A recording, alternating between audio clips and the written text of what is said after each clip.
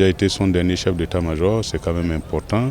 C'est lui qui m'a promu au grade de général de brigade, voyez-vous. C'est un chef militaire qui est imbu de la notion de commandement et qui est empreint de l'esprit de justice et d'équité. Et il est très prudent et il vous recommande toujours de prendre beaucoup de précautions avant de poser des actes, d'étudier. Et ça, c'est fondamental. Et il vous donne tout le temps des conseils, même lorsqu'il s'est retiré de la vie politique. Moi, en tant qu'ancien chef d'état-major, j'allais le voir. Et là, je recevais de lui des conseils. Il fallait les honneurs de cette dimension pour que le peuple sache et que les forces armées sachent, que les jeunes militaires qui ne l'ont pas connu sachent qu'il a été un grand homme.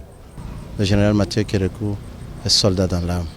J'ai eu l'occasion de le côtoyer de par mes anciennes fonctions. Et lorsque je me rendrais chez lui, il oubliait qu'il était président, il était d'abord général.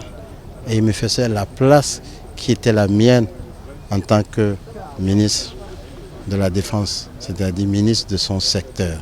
Je lui amenais de temps en temps les généraux, les officiers supérieurs, histoire d'échanger sur l'armée bien sûr et sur d'autres problèmes.